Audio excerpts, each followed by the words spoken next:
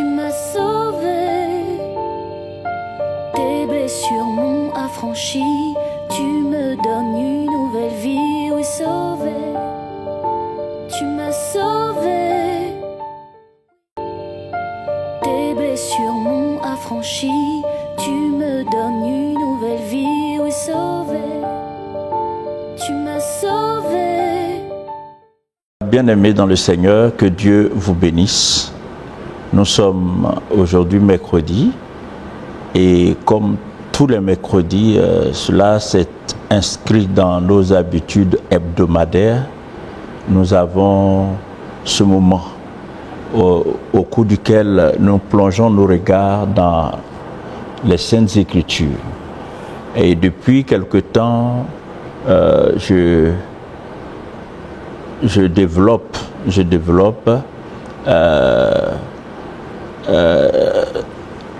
le test de l'Apocalypse, mais sous l'angle de l'agenda de Dieu à travers le développement de l'histoire prophétique de l'Église de Jésus-Christ. Nous n'avons pas encore fini, c'est une très belle aventure. J'ose croire que mercredi après mercredi, vous en tirez profit et que l'Esprit de Dieu rajoute, n'est-ce pas, à ce que vous savez déjà, de nouvelles informations, de nouvelles révélations, lesquelles contribuent à votre stabilité. Je voudrais bénir Dieu pour votre fidélité et puis vous recommander, comme je l'ai souvent fait, n'hésitez pas à partager au maximum, partager autour de vous, partager à vos amis, à vos connaissances dans les différents groupes, afin que plusieurs autres en soient bénis. Avant d'aller plus loin, je voudrais que nous puissions prier pour recommander ce moment au Seigneur. Éternel, notre Dieu et notre Père, encore une fois, merci pour l'occasion que nous avons de nous retrouver autour de ta parole. Le sujet, Seigneur, que tu nous enseignes, le sujet que tu nous permets de voir depuis quelques semaines est tellement important et nous avons besoin de ta grâce. Et au fur et à mesure que nous avançons avec toi, notre Dieu, nous prions que nos yeux s'ouvrent davantage, que nos cœurs soient davantage réceptifs dans le puissant nom de Jésus-Christ. Bénis les instants qui vont suivre et que ta grâce pour nous soit suffisante. Accompagne ta parole de l'onction nécessaire pour qu'elle ne soit pas juste la lettre, mais qu'elle véhicule la vie qui transforme, au nom de Jésus. Amen. Bien, que Dieu vous bénisse. Pour ceux qui suivent fidèlement, nous avons dernièrement parlé de la période prophétique de l'histoire de l'Église de Jésus-Christ, représentée par l'Église de Thyatire, Et vous avez dû vous rendre compte que l'enseignement concernant cette période a été un peu plus long que d'habitude. Ça s'explique. D'ailleurs, il y avait tellement de choses à dire que j'avais même du mal à faire une sélection. Et puis, il fallait quand même que nous comprenions cela. Vous savez, dans l'histoire de l'Église, il y a des tournants. Il y a des tournants que je pourrais considérer comme des tournants décisifs. Le premier moment fort, c'est bien sûr la fondation. Quand le Seigneur a jeté les bases. Et cette fondation a été concrétisée par la mort, donc la crucifixion de notre Seigneur Jésus-Christ, sa résurrection et l'effusion du Saint-Esprit. L'effusion du Saint-Esprit a scellé la fondation, n'est-ce pas, de l'Église sur la terre. Et cela a commencé avec l'Église d'Éphèse. Elle s'est poursuivie avec l'Église de Smyrne, ainsi de suite jusqu'à la fin de l'histoire prophétique de l'Église, laquelle fin est représentée par l'Église de Laodicée. Lorsque je parlais de la période représentée par l'Église de Thyatire, j'ai pas manqué de souligner que cette période était dominée par l'Église catholique romaine. Donc, parlant de tournant décisif, il faut dire que le premier grand tournant décisif que l'Église a connu après sa fondation, ce tournant a eu lieu avec l'entrée de Constantin dans le christianisme, dans l'Église visible, suite à cette pseudo-conversion dont certains livres d'histoire parlent et qui a fait beaucoup de tort, n'est-ce pas, au corps de Christ. Parce que à travers son entrée, n'est-ce pas, dans le corps de Christ, dans l'Église, on va dire dans le christianisme, il y a eu beaucoup de mutations. Des mutations qui ont fait régresser l'Église, des mutations qui ont défiguré l'Église, des mutations qui ont souillé l'Église. Ces mutations sont traduites par des dogmes enseignés et par dans le catholicisme romain, donc par le clergé catholique. Ça, c'était au temps de Constantin. Et puis, il va y avoir un autre tournant décisif. Après l'entrée de Constantin, donc, Constantin entre dans l'Église au temps de Pergame. Pergame représente la troisième grande période de l'histoire de l'Église de Jésus-Christ, l'histoire prophétique de l'Église de Jésus-Christ, telle que révélée à travers les 7 églises d'Asie mentionnées en Apocalypse chapitre 2 et chapitre 3. Le deuxième tournant décisif que l'Église de Jésus-Christ va connaître, c'est avec la période, avec l'Église de Sardes. L'Église de Sardes qui suit chronologiquement l'Église de Thyatire. L'Église de Sardes est perçue par tous les exégètes, par tous les étudiants de la parole de Dieu, comme étant l'Église qui correspond à la période de la Réforme. Donc, avec Pergame et l'entrée de Constantin dans le christianisme, le monde va faire son entrée dans le christianisme. La religion va faire son entrée dans le christianisme. Les traditions, les pratiques et les enseignements babyloniens vont faire leur entrée dans le christianisme. Ce sont les prémices, les sémences qui vont engendrer cette influente religion connue aujourd'hui sous le nom de catholicisme romain. Le mercredi passé, j'ai indiqué les faux dogmes, les dogmes du moins, les fausses doctrines, n'est-ce pas, qui sont véhiculées à travers les enseignements dispensée par le catholicisme romain et son clergé. Et le temps passant, l'Église a été atteinte j'allais dire, dans ses racines. L'Église a été complètement défigurée. L'Église était devenue méconnaissable parce que complètement mélangée au monde, mélangée à Babylone.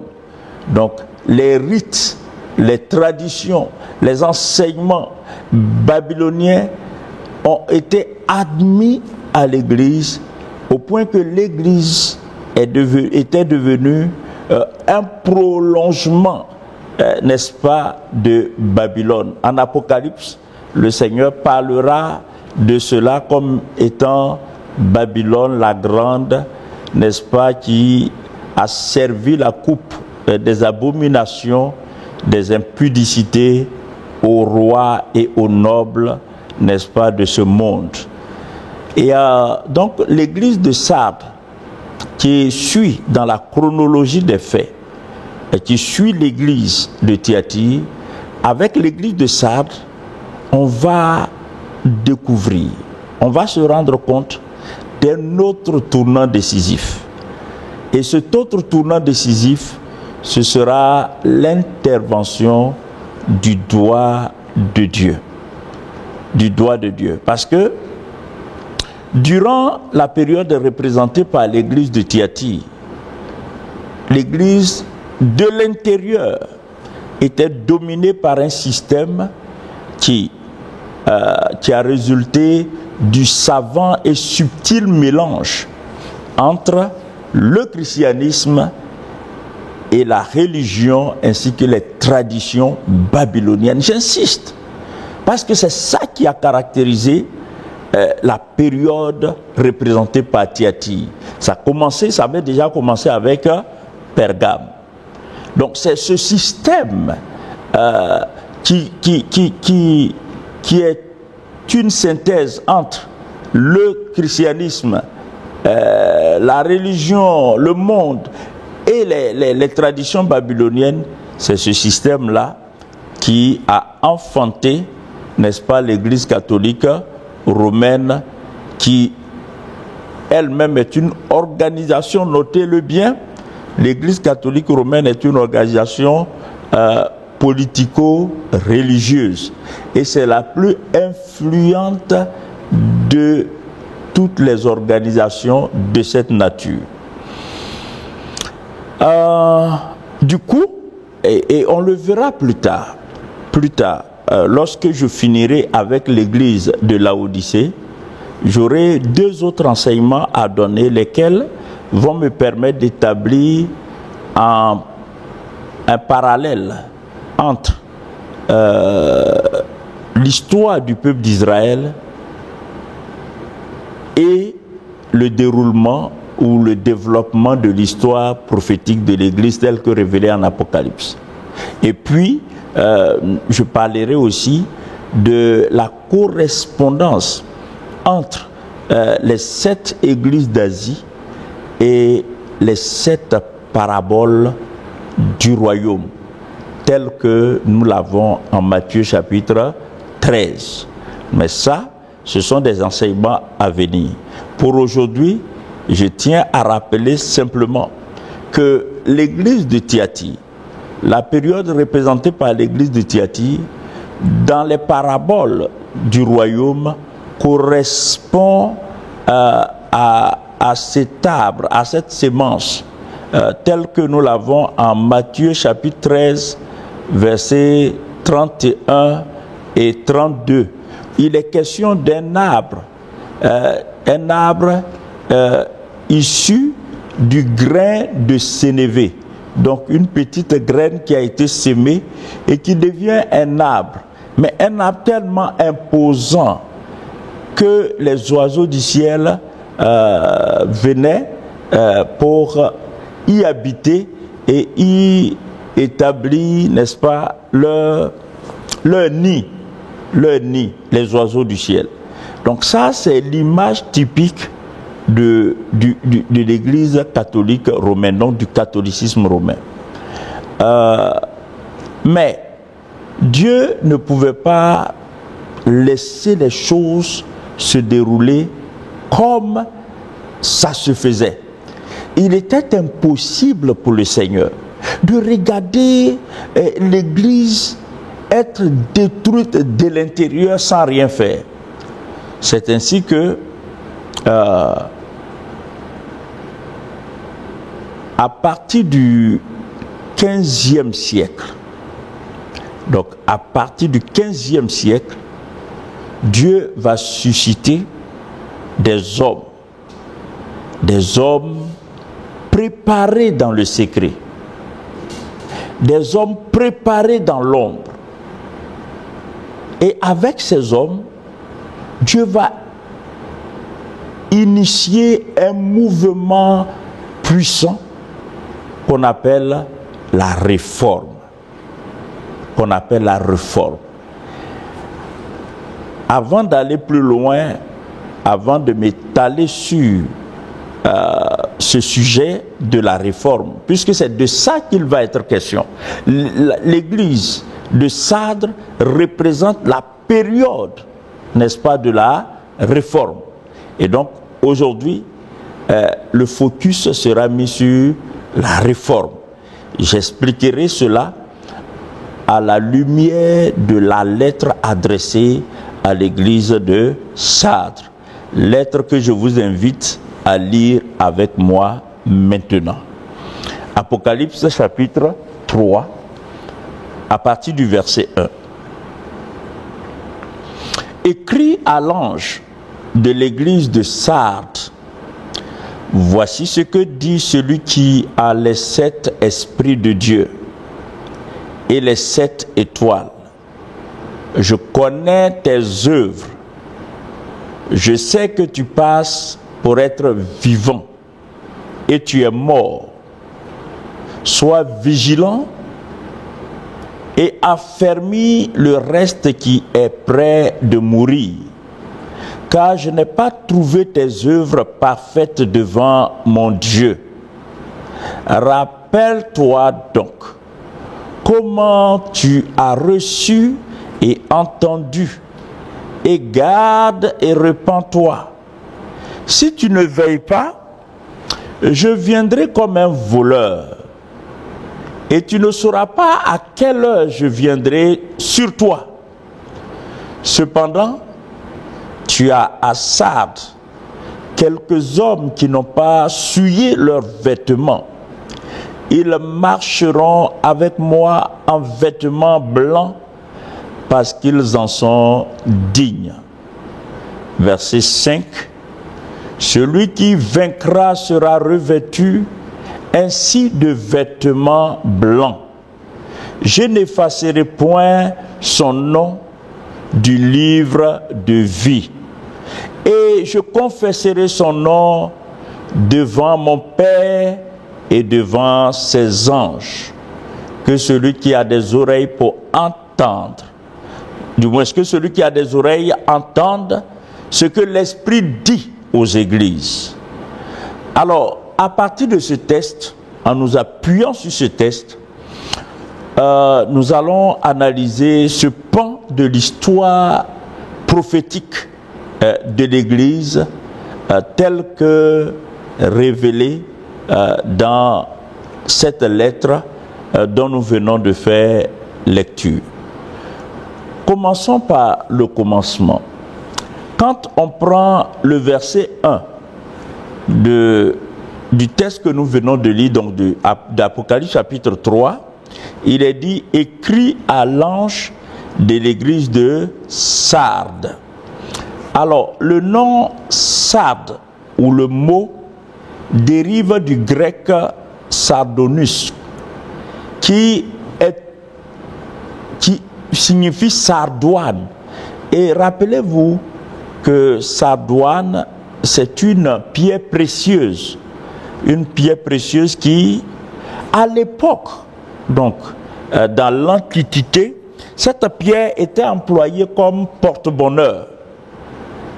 Et les gens avaient ça sur eux comme une amulette pour conjurer les mauvais sorts. Et c'est pour ça que le mot sarde, la signification de ce mot veut dire ce qui échappe ou le reste. Donc sarde veut dire ce qui échappe ou le reste. Donc ça c'est très très évocateur. Nous voyons clairement que chaque chose que le Seigneur fait, il le fait avec une sagesse infiniment variée. Parce que nous allons comprendre que l'histoire prophétique, la période prophétique représentée par l'église de Sardes est en étroite relation avec la signification même du nom de Sardes. Vous voyez, ceux qui échappent. Souvenez-vous, j'ai dit que l'église de Sardes représente la période de la réforme.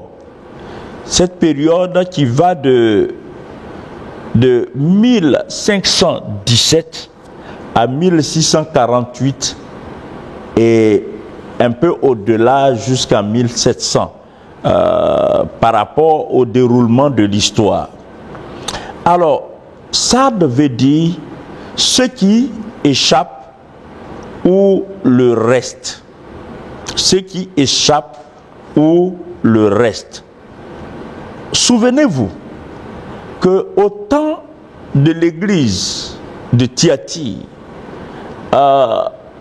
il y a eu, à partir de Pergame jusqu'à Thyatire, il y a eu ce système qui a gangréné l'église de l'intérieur et qui avait réussi à affaiblir, n'est-ce pas, considérablement le peuple de Dieu. Cependant, au sein même de ce peuple, pris en otage, pris dans l'étau, n'est-ce pas, des dogmes et des fausses doctrines issues des enseignements catholiques,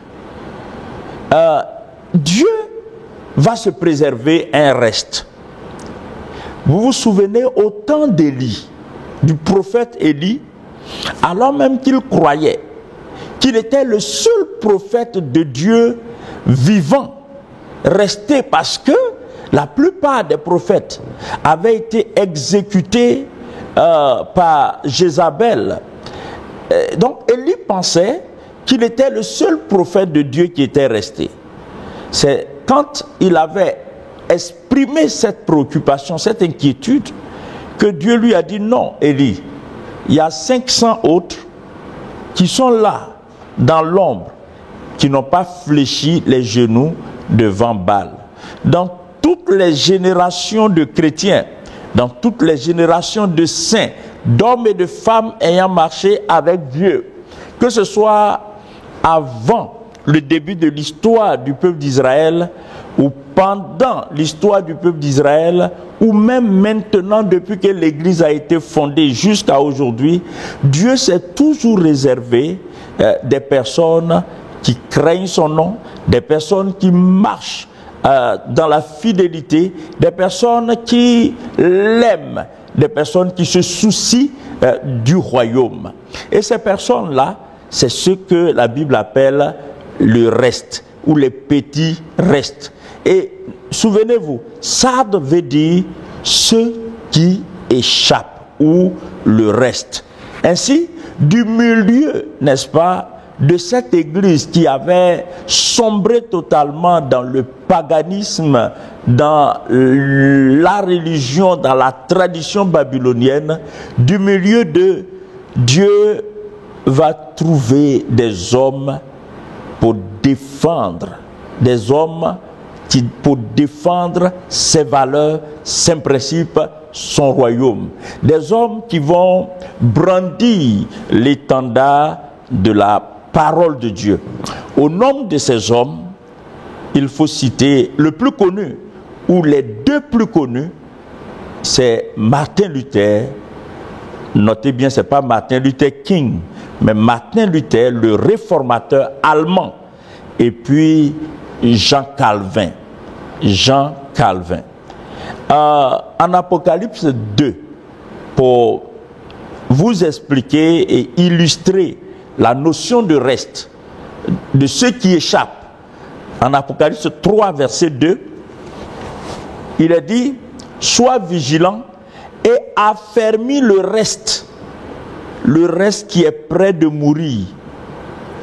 Il y a un reste toujours, un reste moribond, certes, mais un reste sur lequel Dieu va compter, un reste avec lequel Dieu va travailler. Je vais ouvrir une parenthèse pour dire à vous qui suivez cette étude ce soir, comprenez une chose, quel que soit ce qui va se passer, quelle que soit la férocité ou la dureté des épreuves, des persécutions, des restrictions qui nous seront imposées demain après demain en tant qu'enfants de Dieu, quelle que soit la manière dont la séduction va sévir, restons attachés à notre Dieu. Soyons de ceux et de celles sur lesquels Dieu peut compter. Soyons ce reste, soyons ceux qui échappent. Faisons partie de la race de ceux qui échappent. C'est absolument important. C'est absolument important. Le Seigneur donc va utiliser des personnes qu'il va faire sortir, n'est-ce pas, du milieu de ce peuple perdu, de ce peuple engagé on va dire quoi, de ce peuple engagé dans l'idolâtrie. Il y avait des gens qui soupiraient après une vraie relation avec Dieu, une intimité avec Dieu, des gens qui étaient gouvernés et dominés par la crainte de Dieu. Et comme je le disais tantôt, le plus célèbre parmi eux, c'est Martin Luther. Martin Luther était moine catholique. En 1517, il affiche ses convictions à travers ce que l'histoire retiendra comme étant les 95 thèses de Luther. Les 95 thèses. C'était un moine qui soupirait après Dieu et qui était indigné de voir que les pratiques, les enseignements et les traditions dispensées par le clergé catholique étaient complètement en désaccord avec les saintes écritures. Par exemple, souvenez-vous, au sein de l'église catholique, au temps de l'église de Thyatire, le système qui s'apparente à l'église catholique, ce système-là avait fait la promotion d'un certain nombre de doctrines, notamment la justification par les œuvres, le purgatoire, les indulgences, la mariolâtrie ou la mariologie, etc., etc. Sans parler du nicolaïsme ou du cléricalisme. Donc, c'est des doctrines qui ont été dispensées et qui, aujourd'hui encore,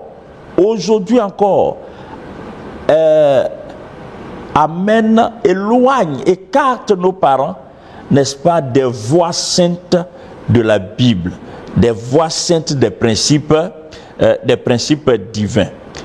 Alors, Martin Luther, en tant que moine, était troublé au-dedans de lui-même. Parce que malgré la croyance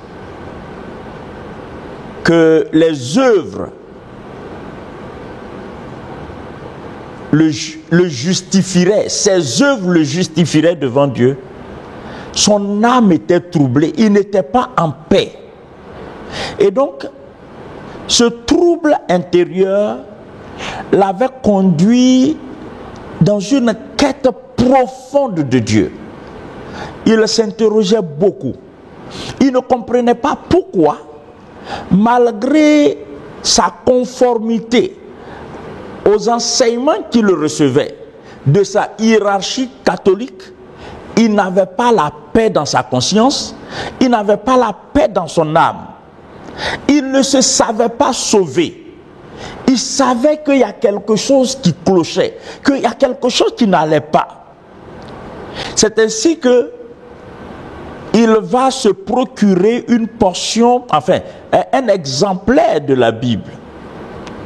Et il va se mettre à lire la parole de Dieu, à lire et à relire la parole de Dieu. Et c'est dans cet élan-là, dans cette démarche, que le Saint-Esprit va le visiter et va lui ouvrir les yeux sur ce texte qui aujourd'hui est considéré comme le point de départ, n'est-ce pas, de la réforme. Ce texte, il l'a trouvé dans le livre d'Habakkuk et de Romains, d'Épître de Paul aux Romains, où il est dit: le juste vivra par la foi. Le juste vivra par la foi. Un texte qui était en complète contradiction, opposition avec ce qui était enseigné dans le catholicisme romain, à savoir que l'homme ne peut être justifié que par les œuvres. Et donc, quand le Saint-Esprit ouvre les yeux de Martin Luther, quand le Saint-Esprit imprime en son cœur le réma de ce texte, le juste vivra par la foi, waouh, tout change autour de lui. Il expérimente une paix indescriptible, un soulagement. Toute la culpabilité qui pesait sur sa vie comme une épée de Damoclès vole en éclats ce jour-là. Il est libéré de la culpabilité. Le poids de la condamnation sur sa vie saute. Le joug de la condamnation est brisé. C'est comme si une lumière éclatante l'avait visité et l'avait retiré, n'est-ce pas, des ténèbres. Ses yeux ouverts, avec le courage que donne la révélation de la parole de Dieu, la visitation du Saint-Esprit, Martin Luther ne va plus admettre que des fidèles, des chercheurs de Dieu sincères, des gens en quête d'une vraie relation avec Dieu, sincères dans leur marche avec Dieu, soient victimes de tant de mensonges, de tant de séduction, de tant de faux enseignements, de tant de fausses doctrines. C'est ainsi que Martin Luther courageusement va afficher, n'est-ce pas, sur la porte de l'église qu'il avait en charge en tant que moine allemand, il affiche ce que dit la parole. Il avait pour slogan: seule l'écriture, sola scriptura. Donc seule l'écriture, pour dire que il refutait, n'est-ce pas, tout amalgame, tout syncrétisme. Il refutait que des traditions babyloniennes soient adoptées dans l'Église et soient enseignées comme étant des principes cardinaux devant régir la foi des enfants de Dieu. C'est de là que va partir ce mouvement qu'on a appelé et qu'on appelle toujours la réforme. Ça a été un tournant important dans l'histoire de l'Église. Dans l'histoire de l'Église. L'Église va être secouée. Le catholicisme romain va être secoué. Parce que depuis Constantin, depuis la période de Pergame jusqu'à Thyatire, le monde ne connaissait qu'une seule église, une seule organisation rattachée au christianisme, c'était le catholicisme. Souvenez-vous qu'il faisait la pluie et le beau temps. Ils étaient loin de s'imaginer que de l'intérieur même de ce système, Dieu susciterait un instrument à partir duquel le changement allait se produire. Si nous retournons, n'est-ce pas, au chapitre 3 du livre de l'Apocalypse, au verset 1, considérez un peu comment le Seigneur s'est présenté à l'église de Sardes. Prolongement dans une certaine mesure jusqu'à ce que la réforme soit entamée. L'église de Sardes était le prolongement de l'église de Thyatire. Au verset 1 du chapitre 3, le Seigneur se présente de la façon suivante. Écrit à l'ange de l'église de Sardes, voici ce que dit celui qui a les 7 esprits de Dieu et les 7 étoiles. Vous notez les 7 esprits de Dieu. Ça, c'est presque inédit. Quand il se présente comme ayant celui qui possède, celui qui a les 7 esprits de Dieu, notez que le chiffre 7, on le sait, c'est le chiffre de la perfection, mais c'est aussi le chiffre, en tant que perfection, c'est le chiffre de la plénitude ou de la complétude.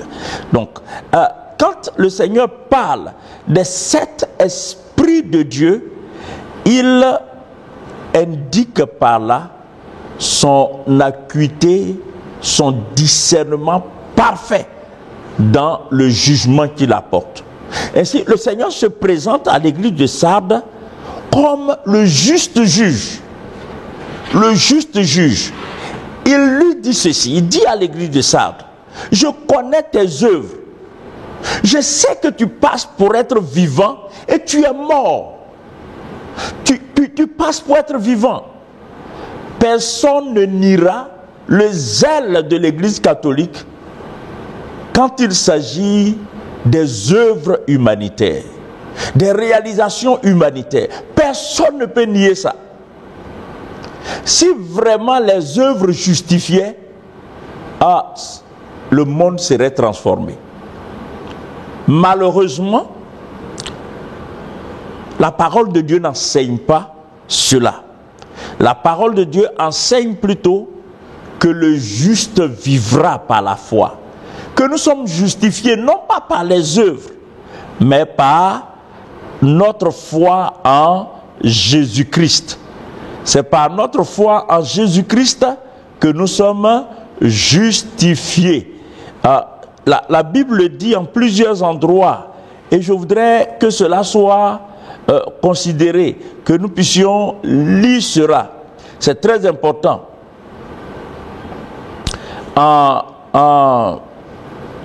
Romains chapitre 3, donc Romains chapitre 3, verset 20, il est dit, car nul ne sera justifié devant lui par les œuvres de la loi, puisque c'est par la loi que vient la connaissance du péché. Et au verset 24, il est dit, et ils sont gratuitement justifiés par sa grâce, par le moyen de la rédemption qui est en Jésus-Christ. Dans le même chapitre 3 de l'épître de Paul aux Romains, au verset 28, il est dit, car nous pensons que l'homme est justifié par la foi sans les œuvres de la loi. Et au verset 30, puisqu'il y a un seul Dieu qui justifiera par la foi les circoncis et par la foi les incirconcis. Chapitre 4, verset 32, c'est important. Vous savez,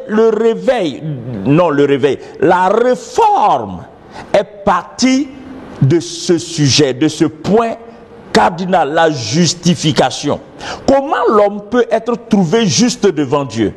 À cette question, le catholique ou le catholicisme romain répond en faisant des œuvres, en faisant de bonnes œuvres, en accomplissant de bonnes œuvres, en secourant les pauvres, en secourant les nécessités. La Bible a une autre réponse.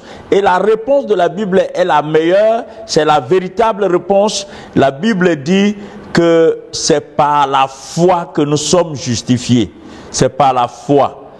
Vous voyez, en Romains chapitre 4, verset 2, Paul dit, si Abraham a été justifié par les œuvres, il a sujet de se glorifier, mais non devant Dieu.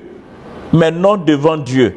Vous voyez, ceci pour dire que même notre père Abraham, ce ne sont pas par les œuvres qu'il a été justifié. Et en Romains chapitre 5 au verset 1, il est dit, étant donc justifiés par la foi, nous avons la paix avec Dieu par notre Seigneur Jésus-Christ. Étant donc justifiés par la foi. Par la foi. Nous sommes justifiés par la foi. Et c'est la vérité qui a été révélée, n'est-ce pas, à Martin Luther. Et c'est cette vérité qui l'a conduit à la révolte spirituelle. Cette révolte qui va se traduire en réforme. En réforme. Et aujourd'hui encore, nous vivons les conséquences de cette réforme. Il faut dire que Martin Luther a été un instrument considérable entre les mains du Seigneur. Non seulement à travers le travail accompli, le travail abattu pour restituer la vérité biblique occultée, n'est-ce pas, dans ce système et par ce système catholique, mais aussi à travers son courage. Parce que l'Église catholique, le clergé catholique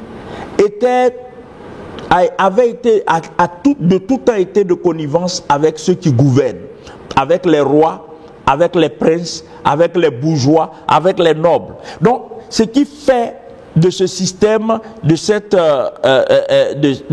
l'Église catholique, une Église très influente. Et donc, personne ne pouvait défier cette Église. Rappelez-vous des gens qui ont été brûlés, n'est-ce pas, brûlés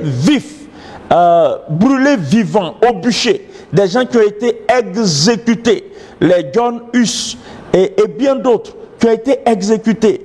Il fallait donc du courage et il fallait absolument la main de Dieu pour que une telle organisation, une telle religion, un tel système soit défié. Et c'est ce que Martin Luther a fait. Et les apports de Martin Luther dans le cadre de la réforme tournent autour, de la justification par la foi et non par les œuvres, ce qui est biblique. 2, de la réhabilitation du sacerdoce universel. Sacerdoce universel, ça veut dire quoi? Ça veut dire que tous ceux qui acceptent le Seigneur Jésus-Christ comme Seigneur et Sauveur sont considérés comme sacrificateurs à la suite de Christ. Donc, en fait, la prêtrise ou le sacerdoce dans la nouvelle alliance, selon ce que la Bible enseigne, n'est pas l'apanage d'une élite.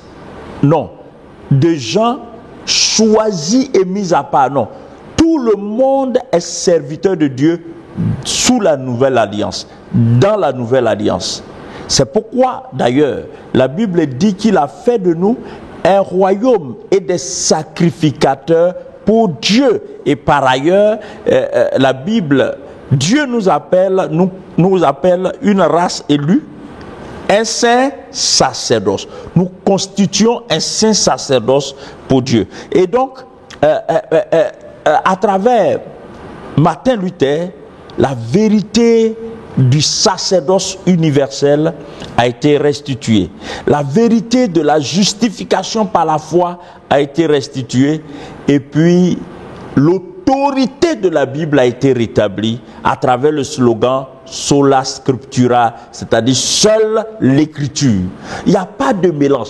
Un véritable enfant de Dieu ne doit pas mélanger les traditions païennes avec la parole de Dieu, les rites païens avec la parole de Dieu. Non seulement on ne doit pas faire cet amalgame, mais on ne doit rien mettre, n'est-ce pas, en concurrence avec la parole de Dieu. La parole de Dieu ne doit pas être mise sur le même pied d'égalité que des traditions humaines, des coutumes et des mœurs des hommes. Non, la parole de Dieu, c'est la parole de Dieu. Et à travers la réforme initiée par Luther, donc la parole de Dieu a retrouvé ses lettres de noblesse et rétabli comme étant la seule autorité en matière de foi chrétienne, du moins pour le reste qui a échappé, pour le reste qui a pu se séparer. À partir de là, donc, il va y avoir scission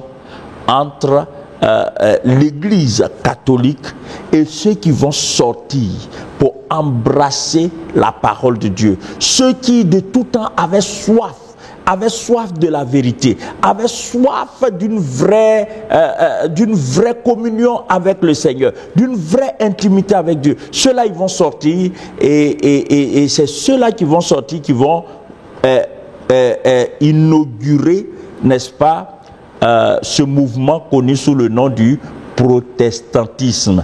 Un nom qui a été donné par les catholiques, c'est ceux qui protestent, ceux qui se révoltent contre. Donc c'est à partir de là que ces choses vont voir le jour, le protestantisme. Et puis, on va remarquer que malgré l'apport conséquent de Martin Luther, appuyé par Jean Calvin, par Zwingli, et Jean Calvin après, Zwingli en Suisse, Zwingli qui a propagé, n'est-ce pas, l'enseignement de la réforme.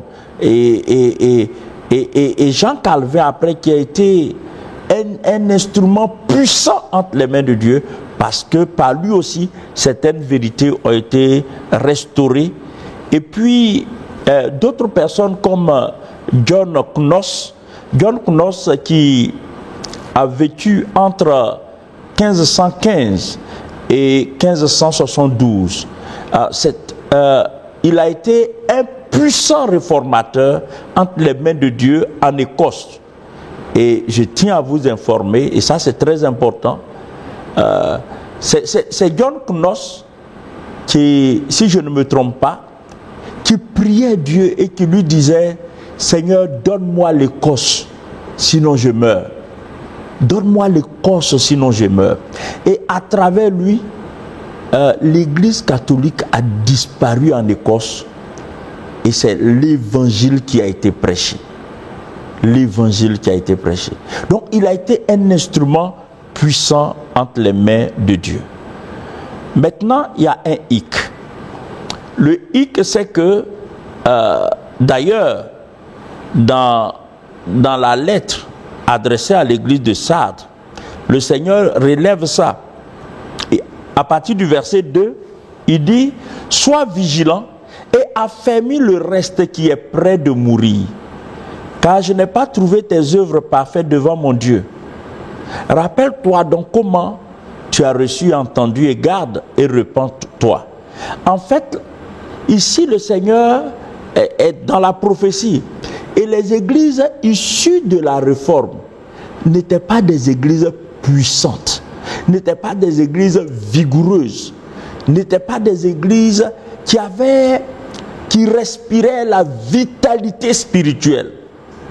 Certes, ils avaient renoncé au dogme catholique. Ils avaient renoncé à certaines pratiques. Ils avaient renoncé aux mensonges pour embrasser la vérité de la parole. Mais, au fur et à mesure, non seulement ils ne se sont pas ouverts à d'autres vérités que Martin Luther n'a pas eu le temps de découvrir et de comprendre, mais aussi ils ont été victimes de ce qu'on appelle la contre-réforme. Il y a eu une contre-réforme menée par les catholiques afin de détruire, n'est-ce pas, l'œuvre de Dieu. Et quand je dis ça, que cela n'irrite pas les catholiques qui m'écoutent. En fait, ce sont des faits historiques. Et vous savez que les faits sont têtus. On ne peut pas les changer. C'est des faits vérifiables. C'est des faits vérifiables. C'est-à-dire la réforme est vérifiable et la contre-réforme menée par les catholiques est aussi vérifiable. Et d'ailleurs, cette contre-réforme se poursuit jusqu'aujourd'hui. C'est-à-dire l'infiltration, n'est-ce pas, des catholiques dans des mouvements évangéliques afin de détruire la foi et de ramener les protestants au catholicisme. Ils appellent ça les enfants égarés, les fils prodigues. Donc, dans leur esprit, il faut ramener les catholiques. Et puis, bon, aujourd'hui, on découvre que même dans les mouvements évangéliques, certaines personnes, certaines églises sont en train de se rapprocher sérieusement des catholiques, puisqu'on voit aujourd'hui des grands hommes de Dieu qui n'hésitent pas à aller au Vatican pour aller saluer le pape. Ça rime à quoi? Ça n'a aucun sens. Ça n'a aucun sens, mais vraiment aucun sens. Mais bon, après, ce sont des choses que nous devrons comprendre, puisque nous sommes dans les derniers temps. Nous devrons pouvoir comprendre cela. Donc le Seigneur dit, rappelle-toi comment tu as reçu la parole, comment tu as entendu la parole, il faut garder cette parole et il faut te repentir. Voyez, les églises issues directement de la réforme, c'est ce qu'on appelle les églises luthériennes dans le monde. Il y a ce qu'on appelle les églises... En Allemagne, il y a les églises luthériennes. Malheureusement, vous savez quoi? Ces églises luthériennes-là ont été parmi dans la chrétienté, c'est les premières églises à avoir accepté la légalisation de l'homosexualité. Vous voyez à quel point le Seigneur a été précis quand il disait... rappelle-toi donc comment tu as reçu la parole, garde et repens-toi. Et si tu ne veilles pas, je viendrai à toi, je viendrai comme un voleur, tu ne sauras pas à quelle heure. Parce que cette église ne va pas tenir longtemps. C'est pour cette raison, de cette réforme va être issue, de cette réforme sortira, n'est-ce pas, une autre réforme et une autre réforme et une autre réforme. Donc plusieurs autres réformes vont avoir lieu, c'est-à-dire des réformes qui vont consister à l'approfondissement de certaines vérités et à la mise en lumière de d'autres qui n'ont pas été évoquées ni par Martin Luther, ni par Calvin, ni par Zwingli. Ainsi, on va découvrir avec la période représentée par Philadelphie, l'église de Philadelphie, on va découvrir un grand mouvement de réveil parce que la parole de Dieu va être restaurée dans sa plénitude à travers des instruments comme les John Wesley, comme les Charles Finney, comme les Moody, comme celui qui a fondé l'armée du salut et bien d'autres. Nous allons voir ça le mercredi prochain. Mais avant cela, au verset 5, il dit, avant de finir, au verset 5, il dit, je n'effacerai point son nom du livre de vie. Donc je vais lire ça en entier parce que je voudrais juste en dire un mot pour ne pas que ça sème de la confusion dans l'esprit de vous qui m'écoutez. Il dit au verset 4, « Cependant, tu as Sarre, quelques hommes qui n'ont pas souillé leurs vêtements. Ils marcheront avec moi en vêtements blancs parce qu'ils en sont dignes. » La récompense illustrée par les vêtements parle de justice. Souvenez-vous, la grande bataille tournait autour de la justification. Et le Seigneur promet que ceux qui ne vont pas souiller leurs vêtements marcheront avec lui en vêtements blancs. Le vêtement blanc donc typifie la justice de Dieu. Donc ces personnes-là vont vivre dans la justice de Dieu et vont être récompensées d'avoir cru, n'est-ce pas, en l'œuvre de Jésus-Christ, l'œuvre par laquelle nous sommes justifiés.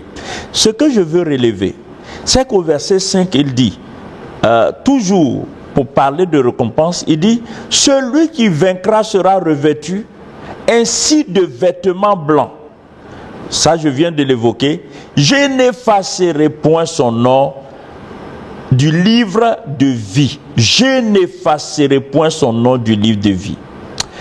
En lisant cela, on peut être tenté, n'est-ce pas, de penser que cela parle de la possibilité pour un enfant de Dieu de voir son nom être effacé du livre de vie.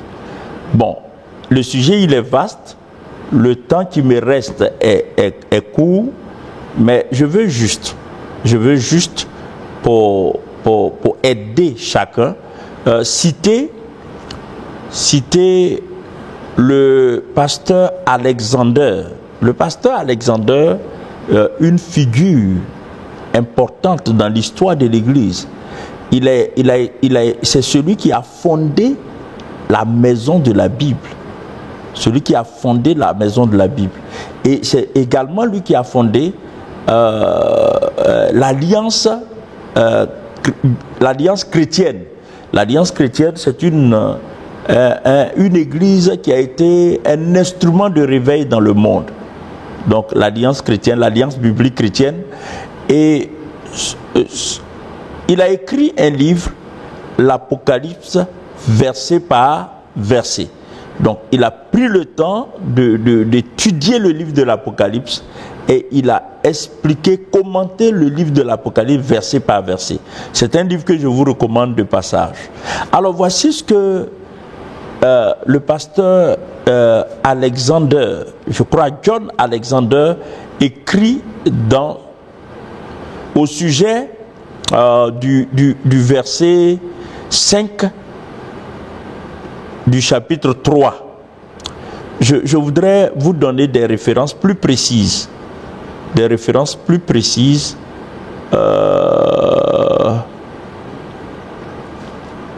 C'est John Alexander. Il s'appelle John Alexander. Alors,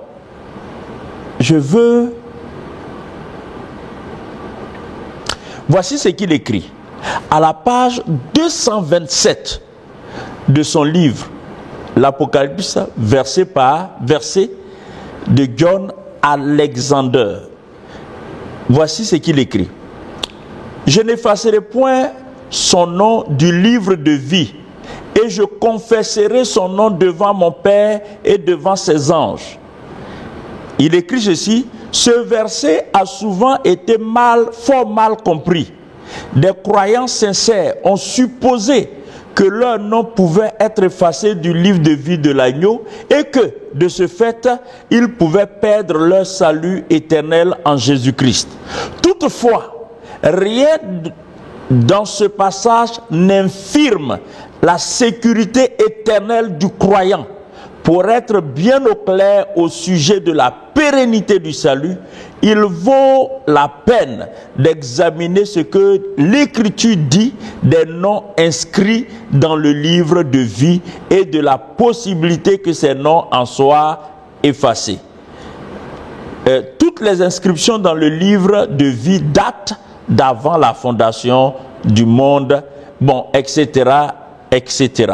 Donc, en fait, ce que je tenais à souligner, à relever, c'est que l'auteur de ce livre, qui est un classique dans le christianisme contemporain, donc l'Apocalypse verset par verset, donc John Alexander, le fondateur de la Maison de la Bible et de l'Alliance biblique chrétienne, un mouvement chrétien qui est né aux États-Unis et qui a pris le monde entier.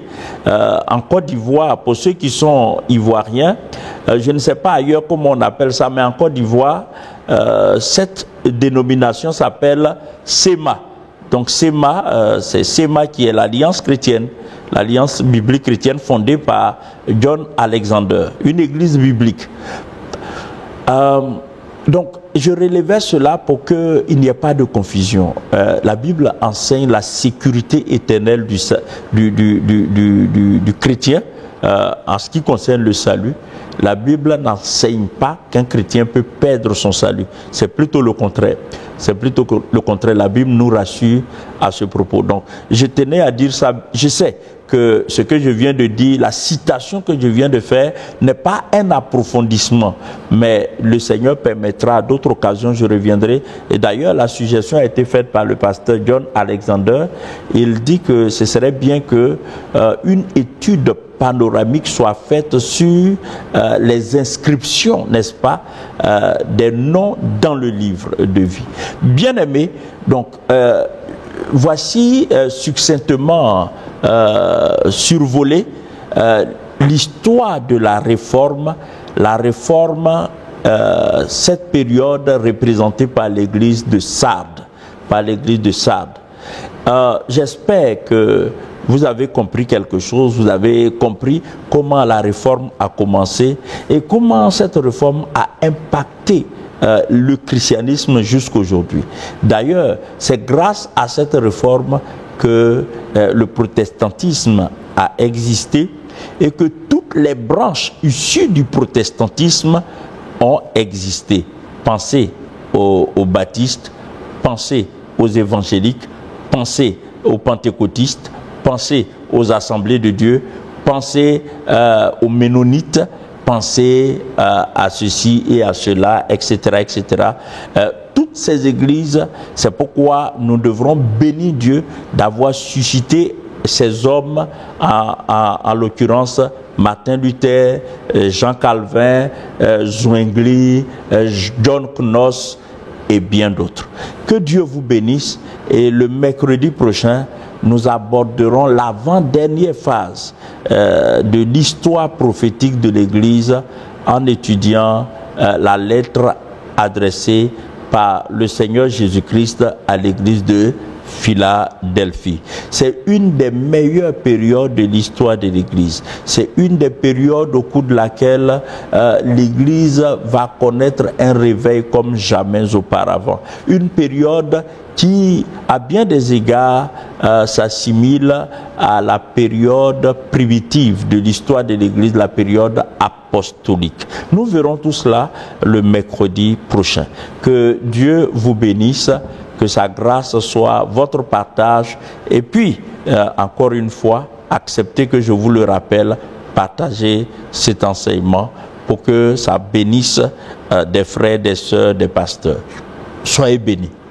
Seigneur, merci pour ta grâce sur cet enseignement, sur nos cœurs, au nom de Jésus-Christ. Laisse que ces vérités impactent nos vies pour la gloire de ton nom et pour notre stabilité dans le nom de Jésus. Amen.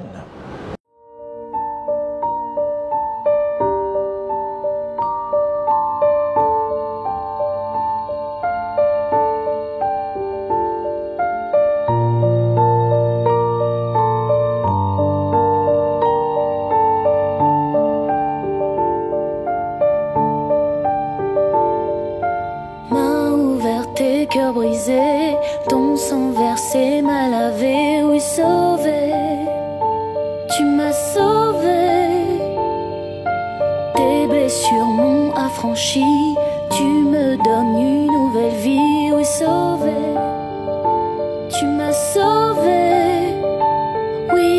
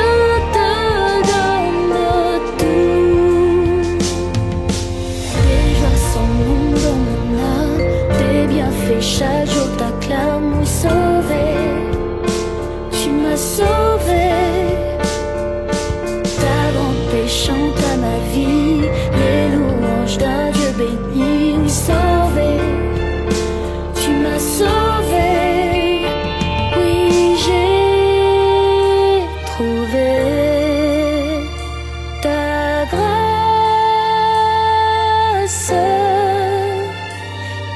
J'ai trouvé ta grâce.